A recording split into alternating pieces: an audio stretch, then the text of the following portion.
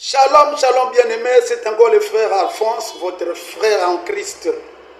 Voilà, aujourd'hui Dieu m'a mis à cœur de vous parler d'un thème concernant la présence de Dieu, concernant la présence divine. Donc, comme sous-thème, je voudrais parler de l'homme qu'il faut écouter. Donc, qui pourrons-nous écouter présentement? Alors, qui devons-nous écouter? C'est ça le sous-thème. Voilà. Sans plus tarder, nous allons commencer par lire notre chapitre du jour basé sur cette présentation divine. Comment devons-nous vivre dans la présence du Seigneur? Raison pour laquelle nous allons lire dans le livre de Matthieu 17. Nous allons commencer du 1er jusqu'au 5e verset. Que Dieu vous bénisse. Nous allons lire. Lisons la parole du Seigneur. Lisons la parole du Seigneur.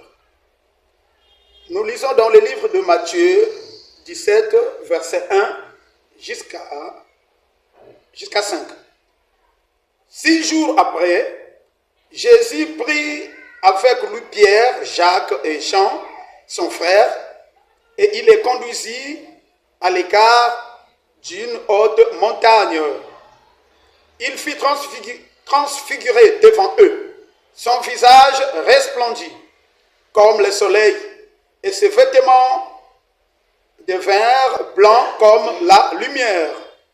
Et voici Moïse et Élie leur apparurent, s'entretenant avec lui. Pierre prenant la parole et dit à Jésus: Seigneur, il est bon que nous soyons ici, si tu le veux. Je dresserai ici 3 tentes, une pour toi, une pour Moïse et une pour Élie. Comme il parlait encore, une nuée lumineuse les couvrit. Et voici une voix fit entendre dans la nuée ces paroles: Celui-ci est mon fils bien-aimé, en qui j'ai mis toute mon affection. Écoutez-le. Bien-aimés, nous allons nous arrêter là pour un premier temps, pour dire tout simplement que aujourd'hui, nous ne savons pas comment se tenir dans la présence de Dieu.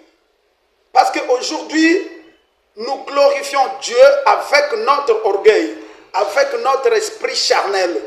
D'où nous voyons dans les églises, les gens qui sont zélés, qui sont beaucoup zélés dans la religion, parce qu'à cause de la religion, à cause des rituels, à cause des habitudes, donc nous voyons des choristes qui sont zélés, ils sont zélés pas pour Dieu, mais pour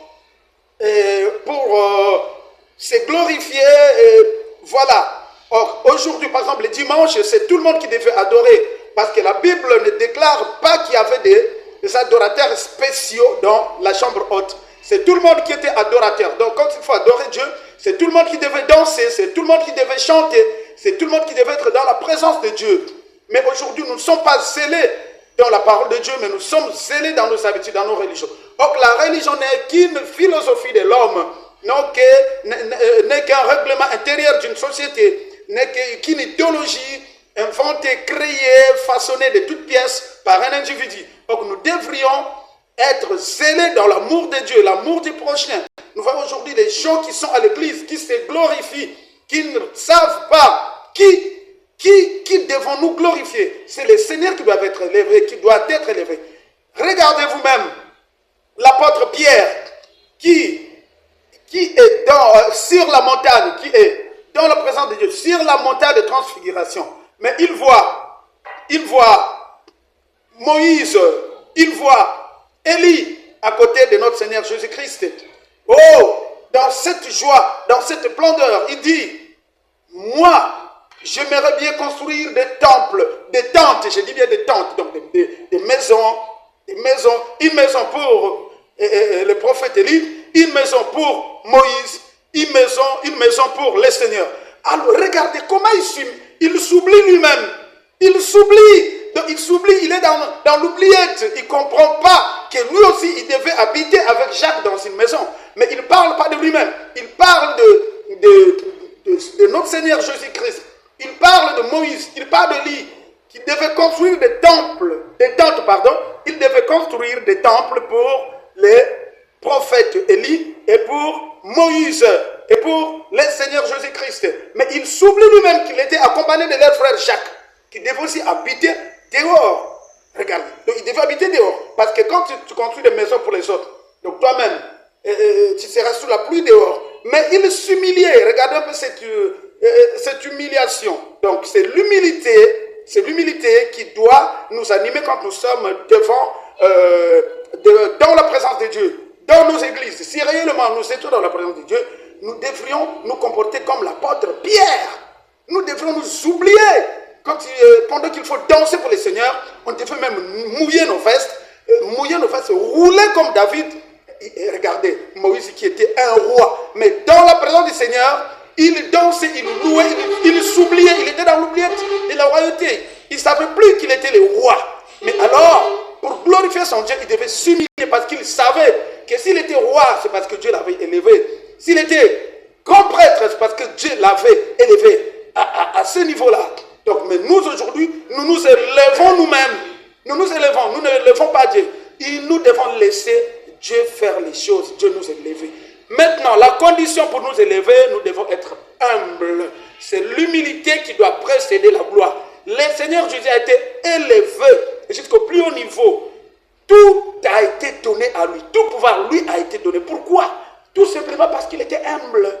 Tout simplement parce qu'il était humble, il acceptait tout. Il avait accepté l'humiliation, l'ignominie, la honte, parce que les gens devaient cracher pour lui jusqu'à les crucifier. Regardez comment il acceptait, comment il s'est humilié devant son Père pour qu'il soit élevé. Et justement, le résultat, le Seigneur Jésus-Christ a été élevé jusqu'au plus haut niveau, parce que la Bible déclare que tout pouvoir lui a été donné. Et encore, c'est le seul nom qui a été élevé au-dessus de tous les noms. Il y avait les anges qui sont là, beaucoup de créatures de Dieu, les 24 vieillards, mais ceux-là n'ont pas été élevés plus que Jésus. Pourquoi Jésus? Parce qu'il a été le seul de pouvoir accepter ce qui devait arriver, l'humiliation des hommes, de l'homme qu'il a créé qui devait l'humilier, cracher sur lui. Regardez ce niveau d'humilité. Ce niveau d'humilité, personne n'est là aujourd'hui. Nous nous inventons, nous nous autoproclamons pasteurs, hommes de Dieu, serviteurs, mais nous ne marchons pas comme Christ. Nous sommes les soi-disant chrétiens. Parce que chez nous, nous ne laissons pas Jésus sa place. Nous voulons même prendre les trônes. Nous combattons les trônes, nous crucifions le Seigneur Jésus par nos habitudes, par nos religions. Alors que Dieu n'est pas dans la religion. Nous devrons évidemment crier, élever l'Église universelle, dont le chef est lui-même le Seigneur Jésus. Les chefs de l'Église doit être le Seigneur Jésus, pas toi. L'Église Tabernacle 2. Non. Le nom qui doit être élevé. Et qu'est-ce qu'il dit dans ce même chapitre? Il dit que c'est le seul que nous devons écouter. Vous allez dans Hébreu 1, nous allons comprendre que c'est le seul que nous devons écouter. C'est le messager du temps de la fin, Jésus-Christ. Toi, branamiste, va déjà lire dans Hébreu là-bas, cherche dans ta Bible là-bas. Qui est le messager du temps de la fin? Le Moïse que tu attendais, mais ils ont déjà compris, tout le monde avait déjà compris que Moïse était déjà venu, c'était Jean-Baptiste. Voilà, sur la montagne de transfiguration, qui apparaît à côté de Jésus-Christ? Nous avons d'abord le prophète Moïse. Mais Moïse démontrait quoi? La loi. Moïse était la loi, et la loi est égale à la condamnation. La loi est égale après la condamnation, il y a quoi? La mort. Moïse prêchait la loi, il condamnait, œil pour œil, dent pour dent. Tu tues quelqu'un, on doit te tuer. Tu violes quelqu'un, on doit te violer. Il n'y avait pas de pardon, parce que c'était la loi. Alors, après Moïse, Dieu devait parler par les prophètes, d'où la présence d'Élie. Élie, c'était les prophètes. Dieu parlait à ces temps-là. Donc là, nous sommes dans l'ancienne alliance, où Dieu parle de prophètes, par les prophètes, pardon. Dieu parle par les prophètes. Mais dans la nouvelle alliance,